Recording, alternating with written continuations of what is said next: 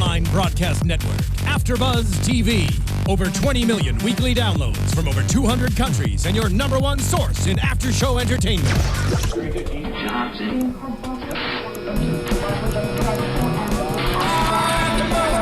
AFTERBUZZ TV, the destination for TV superfans. Producing aftershows for over 300 of your favorite TV shows. Interviewing celebrities and showrunners. And bringing you behind-the-scenes exclusives. All thanks to E! Entertainment's Maria Menounos, producer Kevin Undergaro, and internet leader Akamai. Now, let the buzz begin! Hey everybody, how's it going? Welcome to Utopia After Show at AfterBuzz TV, your one and only spot for after show entertainment. I'm your host Ryan Hooks. Today we're talking about Fox Utopia, the brand new reality social experiment, supposedly one of its kind. Joining me in the panel today, Kristin Strange. Hello everybody. Good to see you. How are you? Good. Excellent. So, we just got done watching episode 1 and episode 2, the Sunday and the Tuesday night premiere. 2 hours for the first episode in the 8 o'clock time slot on Sunday is commitment from Fox. It was commitment from me.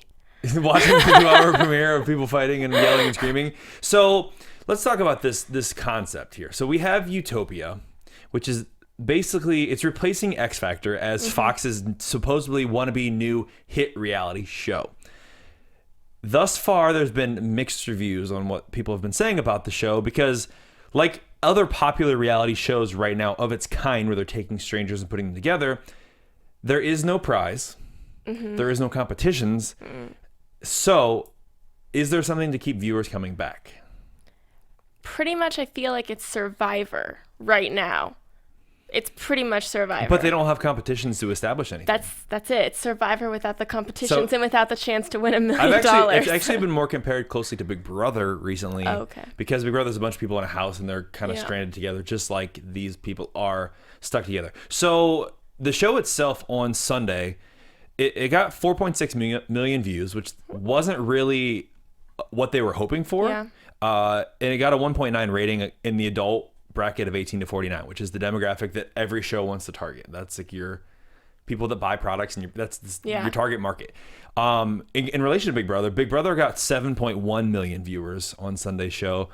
And this was basically they called it a lead-in. The lead-in for this show was Sunday Night Football on Fox. So they had a huge setup and they think a lot of people tuned out after the game. So that being said, or probably after the first 5 minutes. What are your thoughts so far? It was an interesting concept. I think that it had potential, but it has potential still, I guess, yes. But they've picked people and I feel like no one's focused. I haven't seen any kind of trying to create a utopia. Correct. It's just people fighting so far. There is no central storyline. Exactly. Which is different. However, there are some editing jobs that we are seeing that are creating storylines. Yeah. And we'll talk about that in a little bit because I want to talk about the characters some here in a minute. And we'll talk about the editing that those characters are getting. Because clearly that's where they're trying to create a story. This really reminds me more of anything else than think back a few years ago when we had 10 strangers living in a house. This is their story. That. Yeah, it's a little past your time maybe. I'm dating myself. It's fine. And a lot of people are comparing this more to the real world style show where Jersey Shore even at this point, where we've got a bunch of people who are hanging out, living and seeing what's going on. All right, so let's actually talk about the people that are involved in it. So first off, I want to talk about Dan Piraro, who is our host. When I first saw him, I kind of laughed a little bit, but I kind of love him a little bit. So he's a comedian, which is why I'm sure how we got this hosting job. Right, but he also is actually famous. He does a comic strip. Called Bizarre, which took over the Far Side spot in the Sunday comics, for those of you that read Sunday comics. He's so nerdy looking, but kind of adorable. People were comparing him to like a Zeppelin pilot. And it's like he's got the curly mustache and the one earring and the glasses and the derby hat. And he looks like a cartoon. He could be one of his own cartoons. He probably is a cartoon. So a lot of people, though, and I agree with this, he reminds me of one of two things, I think, this show. Number one, he reminds me of Waylon Jennings, who was the voiceover from The Duke Dukes of Hazzard. Like, let's see what those old Duke boys are getting into today. Or he also reminds me of, if you ever watch like animal shows on Animal Planet where they have narrators talking about the animals and like what they're doing in their societies and like how they're killing each other. That's exactly what they did with him. He's talking about and he's resolving plot points. Yeah. And other things that aren't really resolved. But he's trying to like make it give you closure basically. Yeah, I haven't gotten that yet. No closure yet? No. And it's interesting that Fox opted to have a host in the show, an aspect that does that, because a lot of the shows now, especially since the guy that created the show also created Big Brother, in Big Brother, in Survivor, in Amazing Race, and other shows like that, they use what they call a diary room, where basically the show is narrated and hosted by the people who are actually living it. It's sometimes recorded before, sometimes recorded after, and edited in to tell their story as the story is being played out. I was actually expecting that kind of feel where they all have their thing to say about whatever crap is going on. But I feel like it's happening right now. Yes. We're pretty close to when it's actually happening. The show started a week before it aired. But the live feeds actually started the week that it was on. So you can tune in. They have live feeds, just like Big Brother, where you can go in and you can watch 24 hours a day, 7 days a week, and see what's going on Utopia all the time. Mm-hmm. So maybe they didn't have enough time to take everyone's diaries and kind of snap them in while trying to create Big a Brother show. does it every week. Yeah, every single week. They do 3 episodes a week. Hardworking people. So this show is going to air 2 nights a week. It's going to be on Tuesdays and Fridays. Again, because they're trying to. It's going to be Utopia is going to be on Fridays. Utopia is on Tuesdays and Fridays every week. I didn't even know. Yeah, I know. See what you miss when you don't read internet articles. All right, so they're calling everyone pioneers, and the show starts out with 14 pioneers, and they're going to add a 15th pioneer later to come. So I don't know if you heard this or not, but there was actually supposed to be another pioneer. They're supposed to have 15 and then add a 16th. Correct. So there was a person named Andrea Cox who was in sequester, which is what they do to people before they put them in reality shows. They put them in a hotel room, they lock you in, you have no outside context. Oh my gosh. In sequester, she violated her confidentiality agreement and tried to contact the other people in Utopia and basically broke a bunch of Fox rules, and was kicked off the show. Oh my gosh, that's great. Okay, so she was trying to make allies before she even got there. And you know what? That actually happens surprisingly more than you think with these reality shows, because a lot of people know who's going to be on them, and a lot of people, and the reality community is small. I do a Big Brother after show here at AfterBuzz TV, and I do a lot with Survivor. Like, it's a small community of people in Hollywood, and everyone knows everybody. And so, like, you find out who's on these shows, especially some of the other ones, because they're taped beforehand. Yeah. You know, and it happens that alliances are formed before the shows even start. So, that being said, I want to talk about the characters. Okay. And I want your opinions on all this. So, first off, actually, I'm going to throw in 2 names that we have not heard yet. Kristin, who is 23. She's from Jamestown, New York. And she considers herself a master manipulator and an entrepreneur.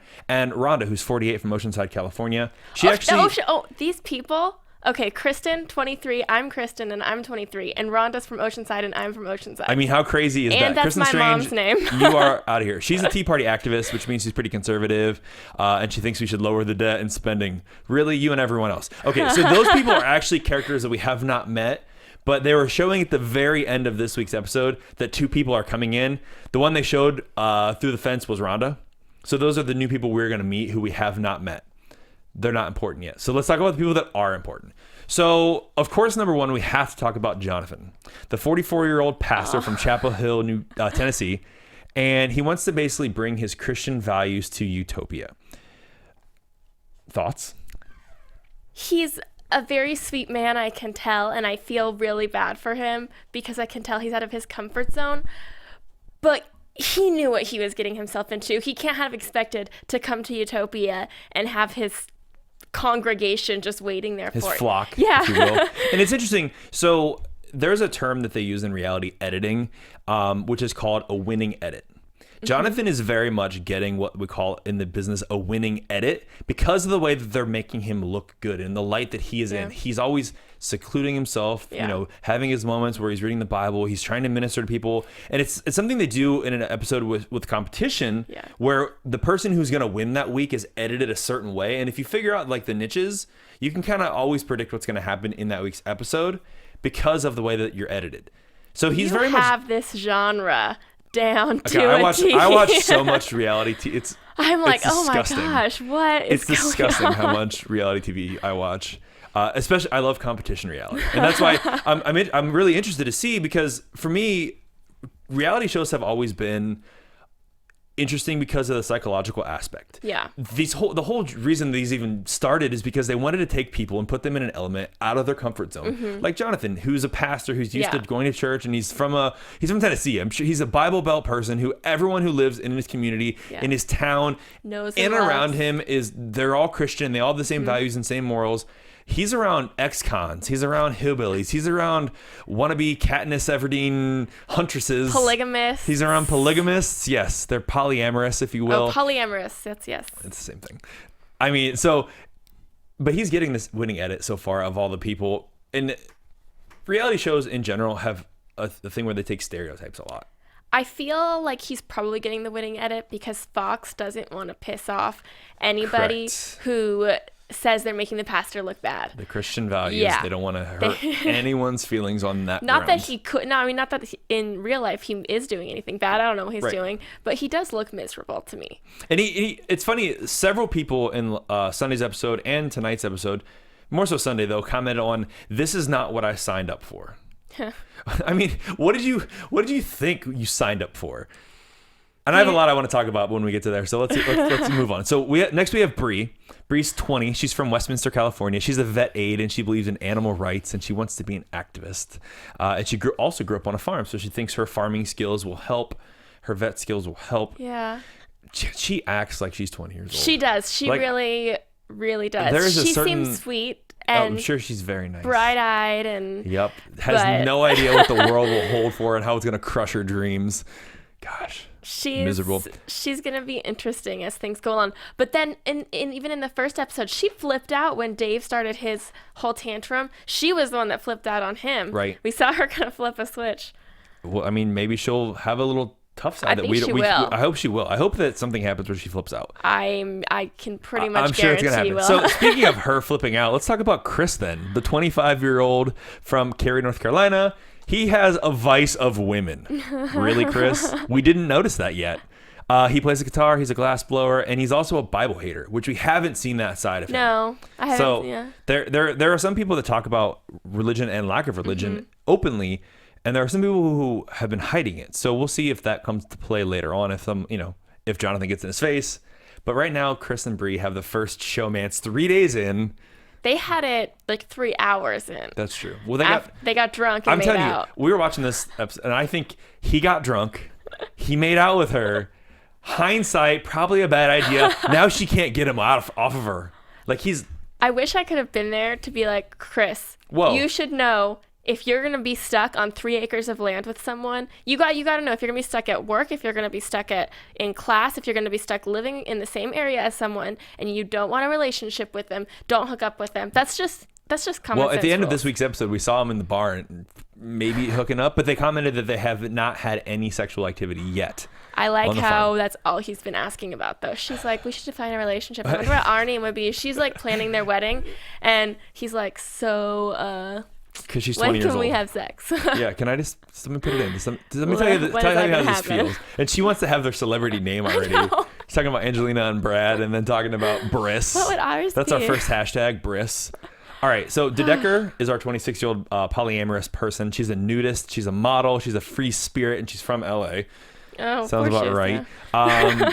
They talked about her a little bit in the beginning, and she kind of hasn't gotten much FaceTime since then. Just pretty much being. I think she said being nude. Yeah, just being nude. Which part looks fun. I actually was reading some articles before we started the show, and I think there's something coming with her, but I won't tell you who with. Oh. Because she's polyamorous. She had 2 boyfriends and a girlfriend. I'm gonna guess. Go ahead, guess. I think that it's what's her name? The doctor, the health yoga instructor, Nikki. I think it's gonna be with Nikki. Think it's Nikki? Or Bree. Maybe Bree wants to experiment. You've picked a girl, and now pick a man. A man. Oh, okay. We need one of each since she goes both ways. Oh, that's tough. I'm gonna go with. Who's the contractor? Josh. I'm going to go with Josh, and then we know who that'll piss off. Bella's in the way. All right, so let's move down the list of people here. Next, we have Hex. She's 25 from Detroit. I like her a lot. She is Katniss Everdeen to a T. Brought her own compound crossbow. She is a hunter, which is strange because if you've ever been to Detroit, there's nowhere to hunt. Although I noticed technically unemployed. Yes. And also, she describes her Utopia as a place that has no need for money, power, or religion. She openly said she was an atheist to Jonathan, even though they had a conversation and they rationalized, his desires for the lack of nudity. Yeah. Which is nice. I think she's probably one of my favorites so far. Me too. She's reasonable. You can tell... Even as much as she says, I don't believe in religion, she's so considerate about Jonathan. Right. He can't go in the water while there's girls in the water. So she asked him to stop. And I was like, that's kind of how everybody should be if you want to all get along, because she understands his beliefs are different than hers, and she just kind of agrees to disagree, and she's not like ready to fight with him about it. Okay. Which I thought was great. That's nice. Yeah. She's open, and that's cool. We like that. Amanda, she's 30 from Seattle. She's pregnant. Which at first she tried to hide it. They got called on it within like 10 minutes. And then she told everybody basically at the end of the second episode. Yeah. She's 30 from Seattle, like I said. And she's also a behavior specialist, which is interesting because I noticed that a lot of times she just keeps her mouth shut. There's fighting around her. She turns her head and looks down and goes back to what she's doing. I'm mending this fence over here. Don't mind me. I'm drinking water. I'm staying out of it. I've noticed her try and talk them down a little bit. She'll say things... like when Josh was freaking out when he was super drunk, she was saying a little bit to him, but she doesn't ever push it far, because I don't think that she says she deals with unruly kids all the time, but you're not ready for unruly adults. Nope, not yet. So let's talk about Josh, because he's next on my list. He's 36 from Salt Lake City. He's a general contractor. He also says he has the vice of women. I have not seen that. Well, I guess we've seen Bella. Well, he tried to kiss Hex when he was drunk. And that was a bad choice. She's going to rip his throat out, as she said. I'm curious to see what happens with him, because he was so strongly edited in the first episode, very vocal, obviously drunk. But since he was put on probation by the people, the board of people, he's like, just shut up. Yeah. I kind of, he's laying low. He's laying low, yeah. He's getting off the radar for a minute, which is fine. We got Mike. He's 33 from New York City. He is an associate attorney, and he actually wants to run things. I like him a lot. I don't know why. I don't like him I would probably like him in real life. I don't like him for this show, because one thing that I've noticed... They needed someone educated like that, correct. Though. But so he tries to run things very democratically. And one thing that's the thing that is hard, that he's trying to run things democratically, because this is Utopia. It doesn't have to be America. It doesn't have to be. Well, and that's one of the things that I said when I watched the first episode. I was sitting there, I was like, you know what? I really wish that they would have cast people from other countries as well. Yeah. People that have lived in communist societies, people that have lived, in the Middle East under certain rules of dictatorships, people who have lived even under monarchs in England and those kind of countries, who have a different thought of what society should be. Because I feel like if you cast a bunch of Americans and say, create a society, they don't know anything. We're going to create America. That's exactly what I was talking about after the first episode too, because it's like basic rules of socialization. If everybody has been socialized in America, they're going to take their socialization process, and it's just going to be the same thing. It's the same socialization process. They might make minor changes, but unless someone goes in saying, I hate this, and this about America, nobody is... You can't change someone's socialization overnight. Correct. Their government, the ruling government, is going to be what it's going to be, because that's what they're used to. Exactly. And that's what they understand. Especially, again, that's the thing with Mike, why I don't necessarily like him as much as I would if it was a different concept, because he, of all people, embodies the constitutional beliefs, embodies the law, embodies what that stands for, and believes it and wants to teach that to people. So he's going to be the one that... Go ahead. You would think, though, that he would also, in his education, know what other countries, and know the primary problems with American government and society, so he would be able to try and make changes, since this is supposed to be a better Utopia. Society. It's supposed to be better society. So, I mean, maybe and there were comments of socialism from him, very much.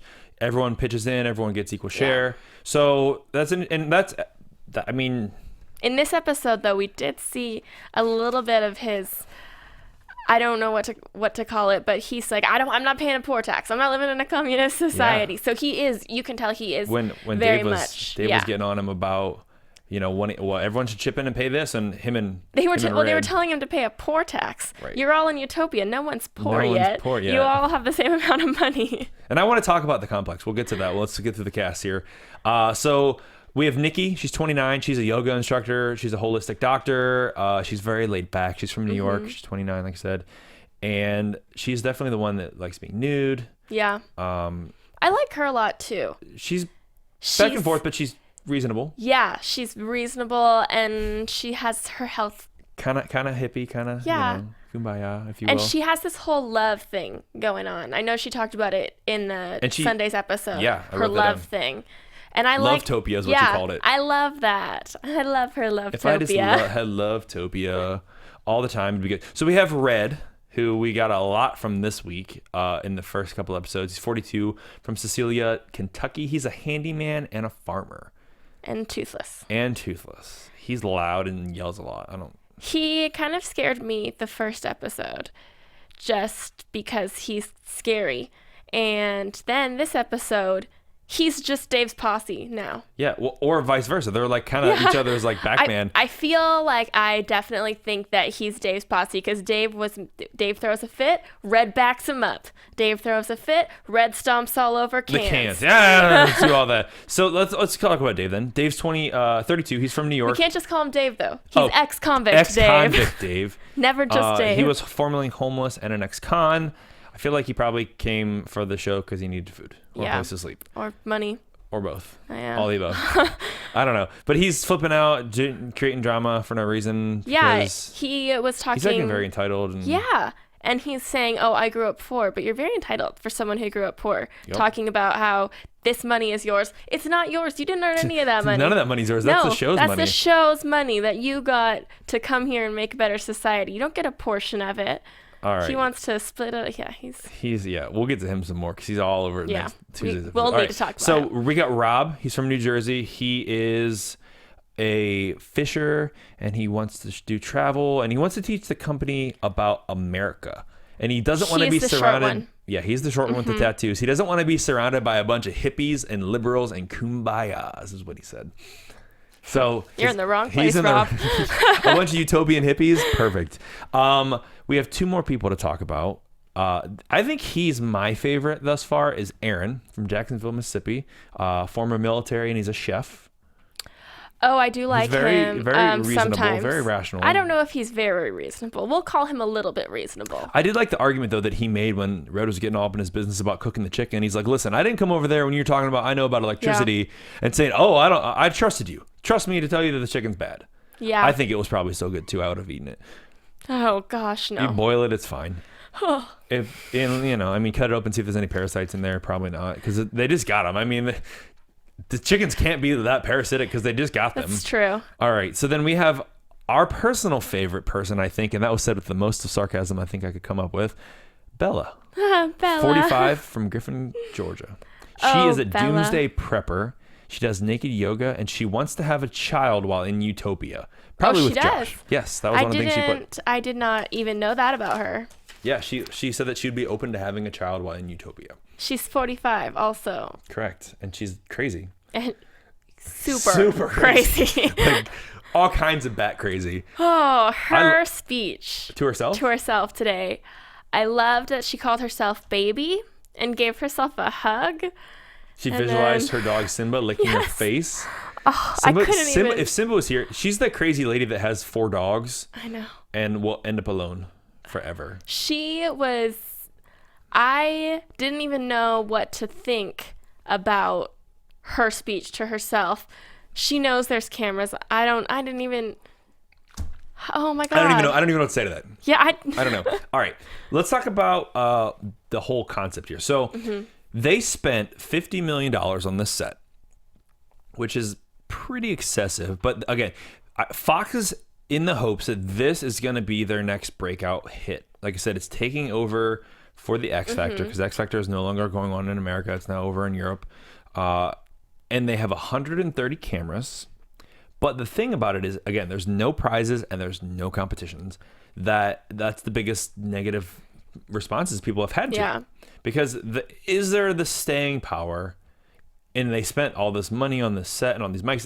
They have awesome mics. They have the around the neck waterproof microphones that they wear all the time without mic packs. That they don't even, you know, I mean, they have mic packs as well. They have it so they don't have to wear them. Yeah. And it's like convenient because when they're naked, they can wear them.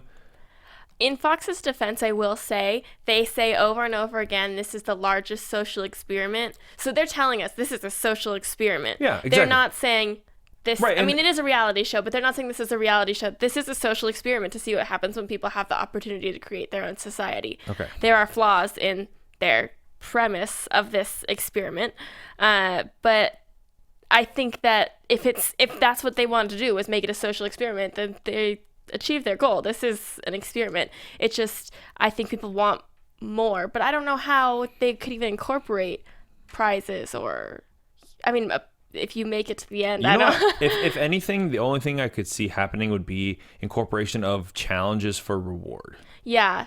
Because like that's something on Survivor they do a lot, where it's food reward or pampering or something, Skyping comfort items, letters from home, exactly, things like that. Because this social experiment is scheduled to take part for a year. I know. Actually, I got a casting information about this back in April, I think is when I saw about it. And the one thing that really threw me is you have to commit to a 1-year contract with Fox if you are cast in the show, because theoretically you could be there for the entire time. So, I mean, then how does it work if Red was planning on leaving, or was he just planning on leaving? Okay, so here's what I've found out about how it works. Now, I'm not 100% sure of all the details because they seem a little foggy, and I'm sure we'll learn more as it goes. So right now with the contestants that are there, once a month, they're going to create a new population, if you will. They're going to add people. They're going to bring in 2 new pioneers. And let them just dig it out. Well, no, and then the people on the show vote who they want to keep. But then, based on other votes, the person who's brought in gets to vote whose spot they're taking.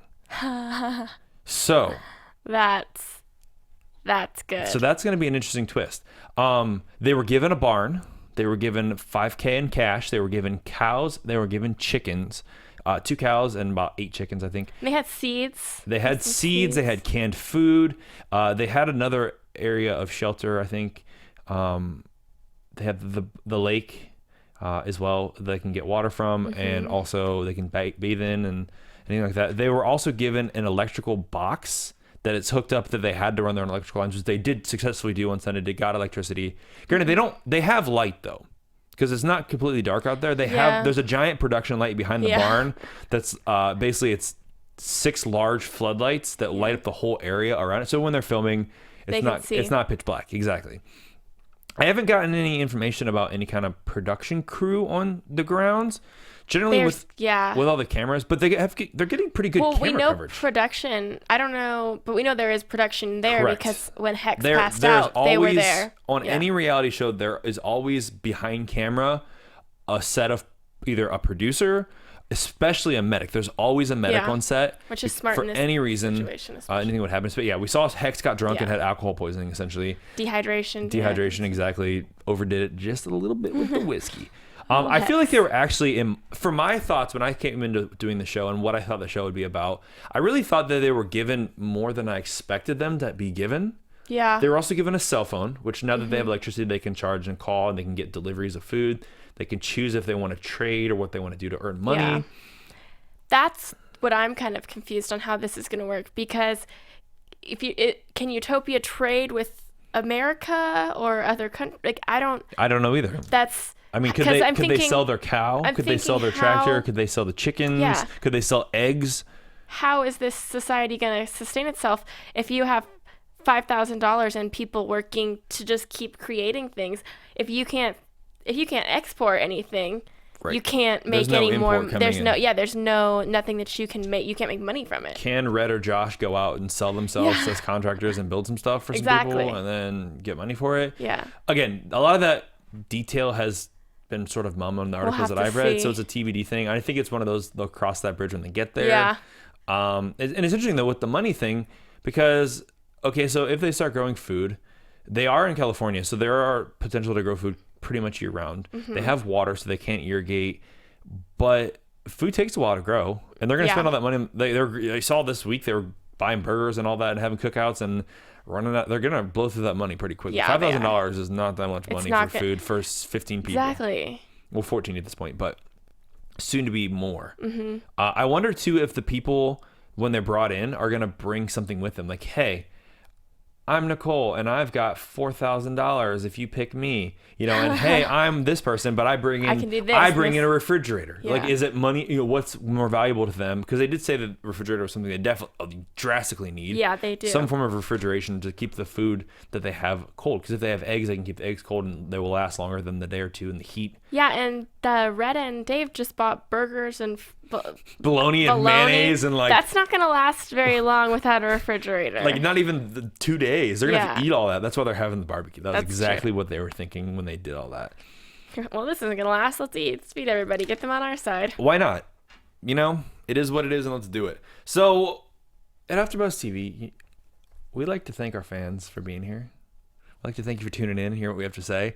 You can go onto iTunes and you can rate us. We are a brand new show. If you give us 5 stars, it's going to make our show more searchable. It's going to make us more trendable. And we're going to like you more. We're going to like you more. We have, my favorite thing to do on my days off is go on YouTube and comment on all the comments that people leave for us. It's my favorite thing to do any time of day. You can get us on Twitter. Yeah. I mean, it's pretty fun. So I like hearing everyone else's opinion too. Yeah. Because I don't have as many friends that watch TV as much as I do. So I need more people to talk to me about it. And we want to know too what you think about the staying power of Fox's Utopia. Where do you think the show is going to go? What do you think is going to happen? Where are some twists that we might not see coming? We want to know. Who do you think the polygamist is going to hook up with? What's her name? Dedeker. Who do you think? Don't Google it though, because it's on the articles and news. Don't ruin it. I'm not going to. I'm not going to ruin anything. I was trying my hardest to tell you and give it out. So pretty much this first couple episodes, we saw a lot of fighting. Yeah. We saw the creation of a new society. I feel like we haven't seen the creation of a new society yet. United States of Freedom, the USF. Yes, that's from true. Red and Dave. And we saw some nudity and potentially a hookup. So there was a lot going on in the first 5 days of this. Do you think that as the show progresses and people get more familiar with each other, that the yelling will subside? Or no, I don't. I don't think that any of the people that are yelling. Let's say Dave. He's done the majority of the yelling. He doesn't have any coping mechanisms for his anger. So I don't think that he understands how to communicate with people when he gets frustrated in a way that's not yelling. So no, I don't think it will subside. I think he's going to continue. He will continue flipping out. All right, so maybe the doctor or someone who's very zen with themselves can, get him into yoga, or the pastor. We saw, he's going to get baptized. Him and Jonathan got into some stuff there. Okay, so we saw too this week that Red almost left. Dave talks him out of it. Mm-hmm. If someone were to leave the show voluntarily in the next couple episodes, do you have a pick of who you think it would be? Can I pick who I hope it would be? You can pick both. I'll give you 2 picks. I hope it's Dave, because he just makes me really angry more often than not now. You know what, though? I could see Bella just giving up and having an anxiety attack and being like, I can't handle this anymore. I need Simba in my life. Yeah, I need Simba back. Give yourself a hug.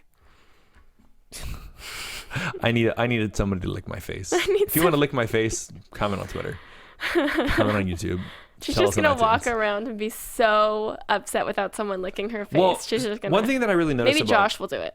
I think he might. No, I don't think he will. He's smarter than that. I noticed, though, that Bella, of all the people, is interesting to me because she needs validation for her opinion. She needs someone to tell her it's right. Whether it's right or not, or whether it's wrong or not, whatever, she needs someone to be like, yeah, Bella, I listened to you. Yeah, Bella, I heard you. I think that's why she likes Josh so much. Because since he's calmed down. Yeah. Exactly. And they said that on tonight's episode. It's funny that 3 days after she wanted to have him go home, she said, I didn't feel safe with you. And then she said, I feel so safe with you. Oh my God, does every woman tell you that?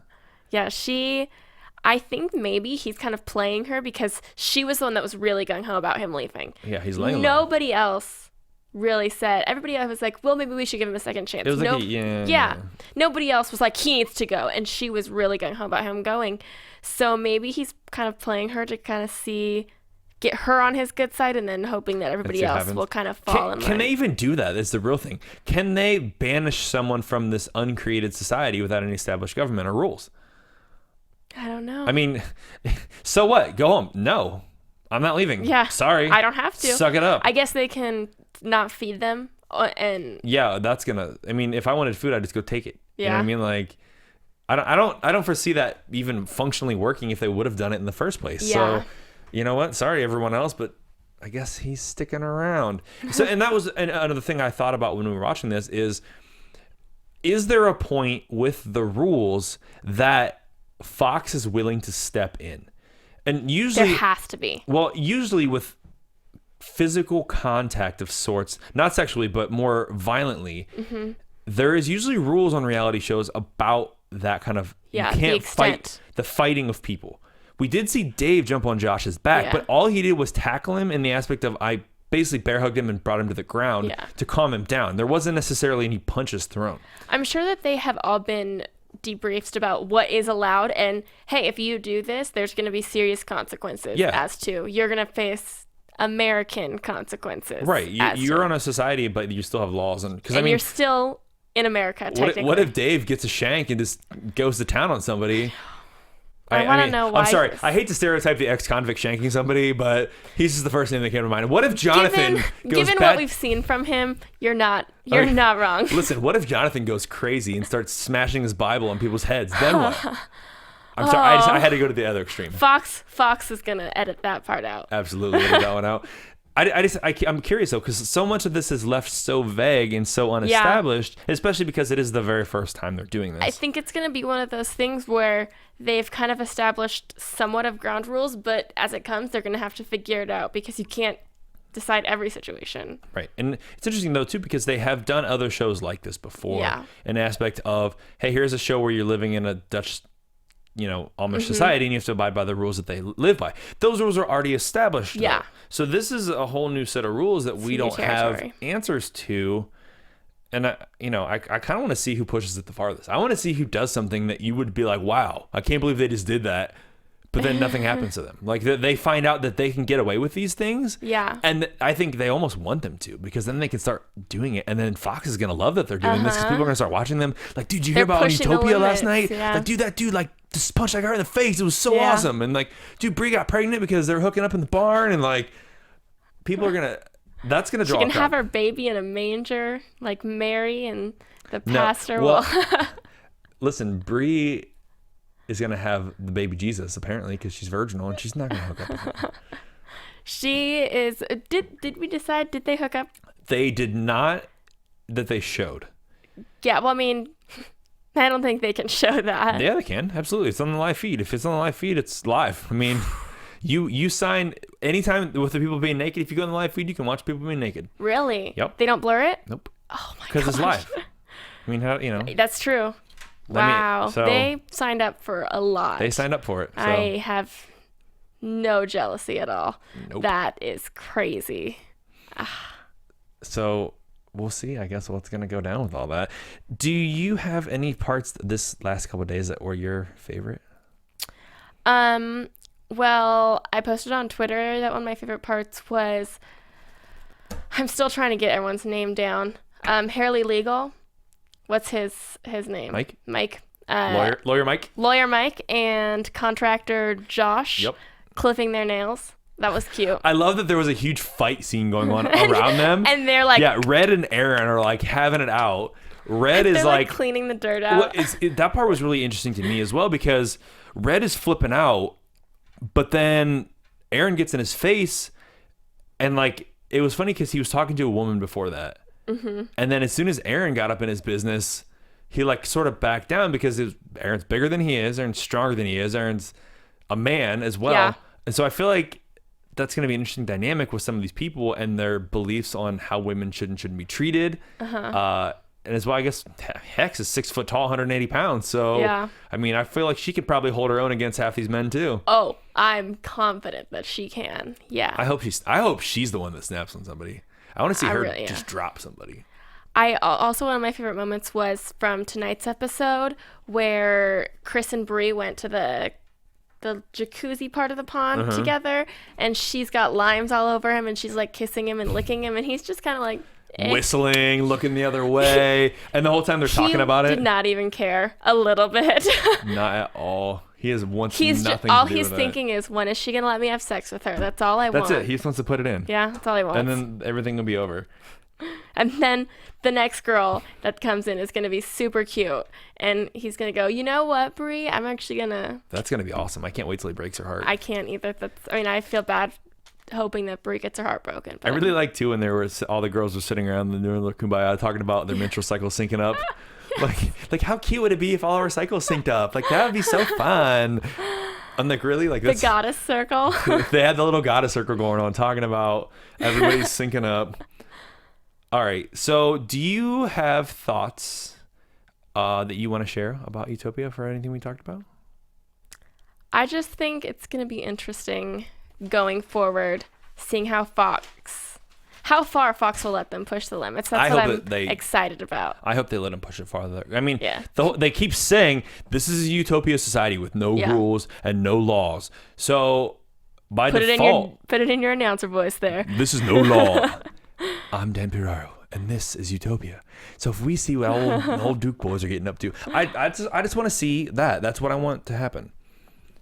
Yeah, it'll be interesting. I'm really excited to see what happens with All right, so I think we need to make some predictions, though, about next week's episode. We have Friday and Tuesday. Hard. And now, your AFTERBUZZ TV predictions. So it's kind of funny because there's no competitions. So we can't make predictions about who's going to win. Who's going to win anything? And so we do have two people coming in. We have Rhonda and Kristin. And we have someone leaving. You hope it's Dave. You know what, though? I know how much the girl who's pregnant. Yeah. I know how much Amanda wants to have her baby, the first baby in Utopia. But let's be real. They don't have a real doctor there. They have a holistic medicine doctor. She got that degree online. Who knows how she, if she has ever delivered a baby before. Nope. And also they don't have any medicine. But I mean, maybe behind the scenes. But I mean, if she's planning on going for all natural birth, more power to her. That's why they got that hot tub. What happens if there's a complication? I don't think she really thought this through. Not at all. So I think that might kind of start to freak her out. Play on her mind a little bit. Yeah. Well, I think she's due in a couple months. So she's only like 6 months pregnant. Yeah, she's due to November, December. Yeah. Okay, so she's about 6 months pregnant, 7 months pregnant. In the next month, when the baby starts to drop. Oh, you know all about this. It's going to start to get real crazy. Yeah. And she's going to start to hate her life. Mm-hmm. Especially not having a bed to sleep on because you can't get comfortable. Yeah. Especially with lack of food because there isn't any. And they're going to run out of money. So I think that in the next month, she's going to change her mind. Yeah. Also. But I don't think she's going to be the first to go. If I had to guess, just based on the way things have been edited, that either Red or Dave are going to be the first ones to get voted out because they're just stirring up so much trouble. Yeah. They need to be separated and have a timeout from each other. They need a timeout for sure.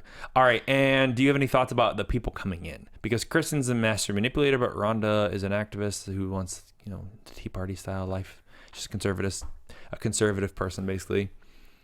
And she's a little bit older as well. I feel like they're going to go with Kristin. This is an age thing?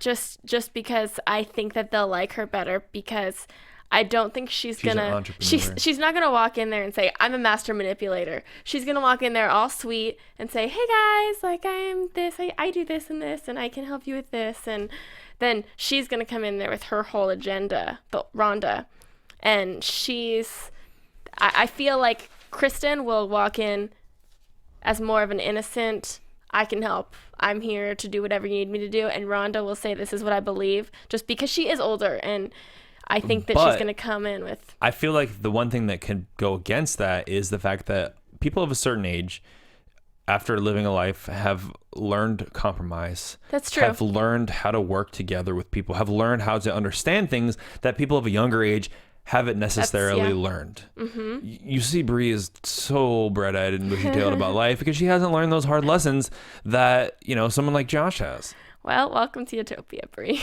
So I'm sure you will learn this year. I'm interested to see what happens next week. So we'll be back next week here at AfterBuzz TV with a recap on Tuesday. We'll get Friday and Tuesday's episode. We will have Tracy Probst and James Wallington joining the panel next week. So we have a whole full house. But in the meantime, Kristin, tell the people where they can find out more about you. You can find me on Twitter at Kristin Strange and on Instagram at Kristin Aubrey Strange. Is that Kristin with an E or Kristin with an I-N? Kristin with an I-N. Thanks for asking. Oh, you're welcome, Kristin Strange. And as always, you can find me at RyanHooks92 on Twitter, Instagram, Facebook, and Snapchat. Until next week, guys, hit us up on YouTube, iTunes, leave us comments, give us 5 stars. We'll catch you next week on AfterBuzz TV's Utopia. From executive producers Maria Menounos, Kevin Undergaro, Phil Svitek, and the entire AfterBuzz TV staff, we would like to thank you for listening to the AfterBuzz TV network. To watch or listen to other after shows and post comments or questions, be sure to visit AfterBuzzTV.com. I'm Sir Richard Wentworth, and this has been a presentation of AfterBuzz TV. Buzz you later. The views expressed herein are those of the hosts only and do not necessarily reflect the views of AfterBuzz TV or its owners or principals.